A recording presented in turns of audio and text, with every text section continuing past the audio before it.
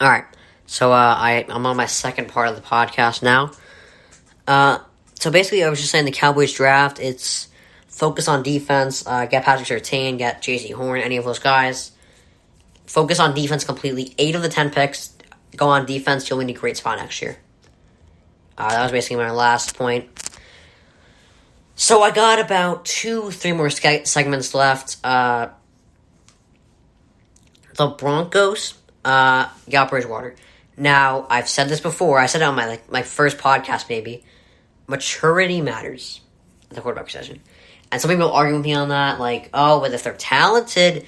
Hey, listen. Johnny Manziel was a first-round pick. Dwayne Haskins was a first-round pick. People were floored when the Giants did not pick Haskins at 6. They were completely shocked. But they're talented, and it didn't work out for them. Drew Lock is talented. He is, but he's not mature. Drew Lock, he's one of those guys, he's going to get a second chance even though he screwed up this time.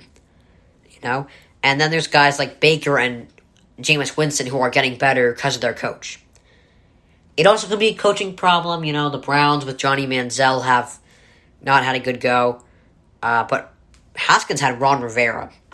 There's no excuses there. You had Ron Rivera. But, sometimes it's the coach that, the coach doesn't really inspire you to get better at all. Stefanski and Sean Payton inspired these guys to get better. Winston's more mature now. Baker's more mature now. Drew Lock had Vic Fangio. Manziel had, I don't even know who. I think he had Hugh Jackson. Haskins is the one with the least excuses here. He had Ron Rivera. He chose to be immature. Alright. Then it's not a coincidence that Lamar Jackson, Josh Allen, Justin Herbert, look at their interviews. They're mature. And they do well. So, that being said, I will do a new mock draft now. After this, I'm going to talk about my 9 years ago today. One of the biggest what ifs. I don't know if you can guess it or not, but you'll see. Alright. So, that being said, I already got through that, right? Alright. So, I'm not even going to waste any time on the first pick. It's, Trevor Lawrence, Clemson, easy. I'm not going to waste any time here. With the second pick, I shouldn't waste any time here either. It's Zach Wilson. There's no one else I'm going to pick. Alright, now it gets interesting. Like I said, the draft starts with the 49ers and the Falcons. Those are the 2 most important picks right now. No one else matters. No one else. Or no, well, other people matter, but the first 2 picks are irrelevant. They're anticlimactic. We know what's going to happen.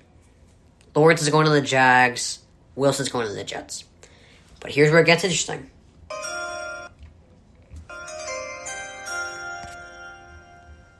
The Niners are going to take Mac Jones. I think they like him. I think they think he's a win-now guy that they won't have to worry about. Especially when they're in the NFC West. They want to be, ready. But do they really think Mac Jones can beat Wilson, Stafford, and Murray? I don't think so. But I think at the end of the day, I think they are actually. Because I think John Lynch wants Trey Lance. I think he thinks Lance is the better one. But I think ultimately it's going to be Mac Jones. I really do. And that's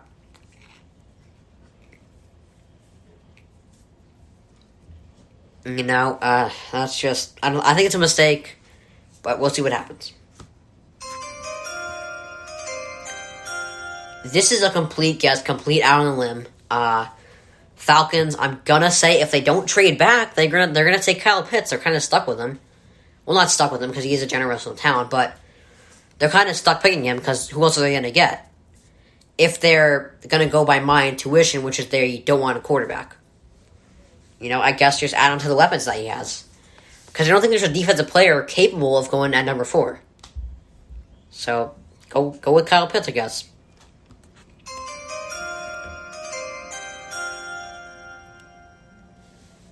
So I hear this. By the way, this is what I think is going to happen, not what I would do.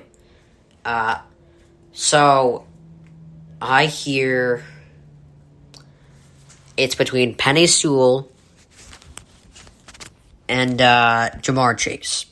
Many people are saying he played with Joe Burrow at college. He should be the guy. But I think number one is protecting your quarterback. I think they go Penei Sewell. He's a great talent. He's obviously a generational talent, it looks like. And I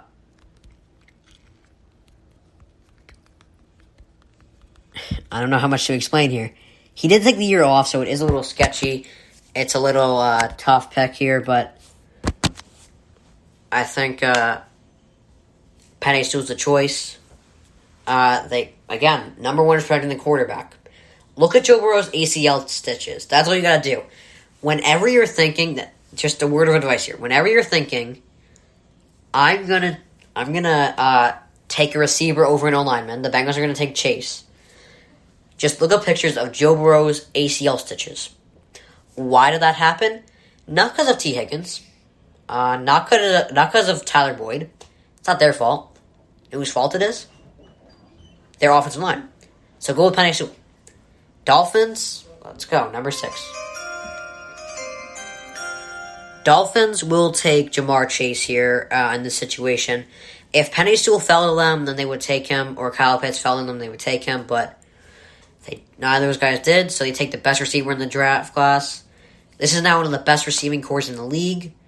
You now have Chase, Fuller, Devontae Parker, a good offensive line, Mike Gesicki. If Tua can't do well with this, then you get rid of him. That's pretty simple. The Lions here, they take Rashawn Slater. He's the best guy available now. He's an offensive lineman for them. And, they could take Jalen Waddle, but I think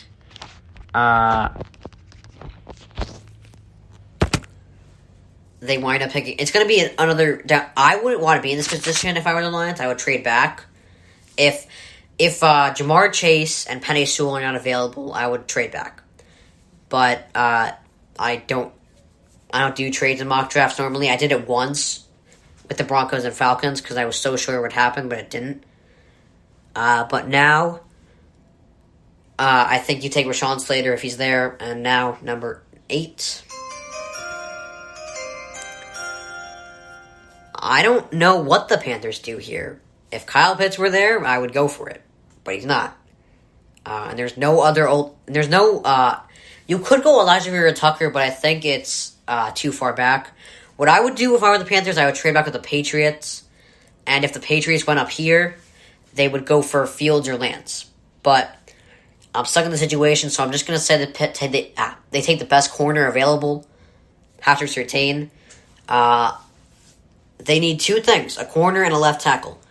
Penei Sewell and Slater are off the board, so it's between Surtain or Elijah Vera-Tucker. Surtain is clearly a better choice for them because I think I've heard people say before, you can never have too many corners. So I think Patrick Surtain is the guy there. Absolute ball hawk. Good pick for them, I think. I don't know. There's a lot of I think in here because I don't really know anything. I know Trevor Lawrence is great and he's going to the Jaguars. I know Zach Wilson's going to the Jets. I know the Dolphins are trying to build up weapons for Tua. I really don't know anything else, though. Broncos, they got Teddy Bridgewater and Drew Lock. They don't need another quarterback. What they're going to do is they're going to take Micah Parsons.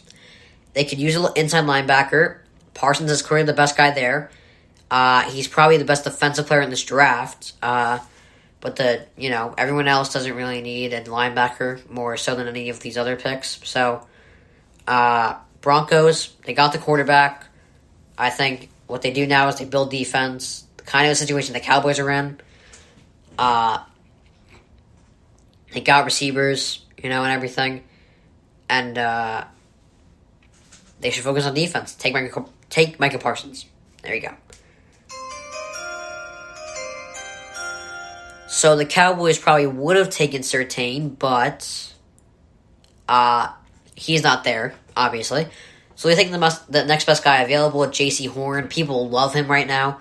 I had him going third behind Caleb Farley, but that's clearly not going to happen. People love J.C. Horn. They think he's a great...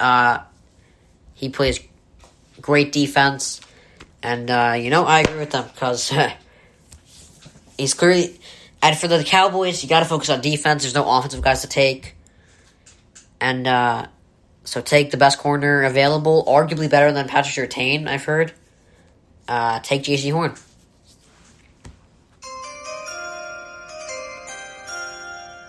Giants now, if they do this, again, I think I said this a couple days ago, this would put so much pressure on Daniel Jones. Same thing with the Dolphins with Tua. They want to put pressure on them. They want to get as many weapons as possible so that it could for sure be the quarterback's fault to kind of expose them and see if they really are as bad as people are saying. And they're getting them this year. They'll see what happens there. But if the Giants take Jalen Waddle, he now has Kyle Rudolph, Saquon, Evan Ingram, Kenny Golladay, and Jalen Waddle. That is a team that you have to win with. So that's my pick for them. And finally, it seems pretty clear that the Eagles are going to take a receiver. So there's only one other answer, which is, what's his face? Sorry. Which is, Devontae Smith, probably the best route runner in this draft. Clearly better. He's clearly better when it comes to route running and separation. He's better than Jalen Waddle and Jamar Chase. But it looks like the size is going to be the difference maker. But if he falls to the Eagles, I'm happy for them. I think I'm happy for Devontae Smith too because he falls to a better team than the Dolphins. Actually, no. Chase falls to the best team, the Dolphins. If he falls to the Dolphins, he probably has the best career there. Actually, you know what? I would argue, never mind. I'm going to walk back on that. I think Devontae Smith falls to the worst situation here. So I feel good for the team, bad for Devontae Smith. Because they get Smith, a great route runner, great receiver. But he probably falls to the worst team out of the three receivers. Because I like the Giants. I like where they're going. I think they're going in a great direction. They're really doing well rebuilding. And if Daniel Jones happens not to be the guy, they got a quarterback next year. So, but they're better than Philadelphia, I believe. And the Dolphins are clearly better than both of those teams. So those Chase, if it goes by what I'm saying, which it probably won't, Chase and Waddle probably are going to have better careers than Smith, but we'll see what happens there. I think they go with Smith. I think it's a pretty simple answer, and that's the mock draft there. So, 9 years ago today, the what if I was talking about was Derrick Rose tore his ACL today. 9 years ago today. 2012, April 28th. And at the age of 23... Before that, he had won an MVP, and all that, all that, everything positive that happened with him beforehand was kind of erased now that he got a torn ACL. I think he had 2 ACL injuries. No, he had 1. But before that, at the age of 23. One of the worst moments. He had 3 seasons before that. Averaged 25, 21, and 16 for points averages. And, he was what rookie John Morant is today, right now. That's what he was. And, today he's on the Knicks. And he actually plays the Bulls tonight. So, Did he play the Knicks that game that he got injured? That would be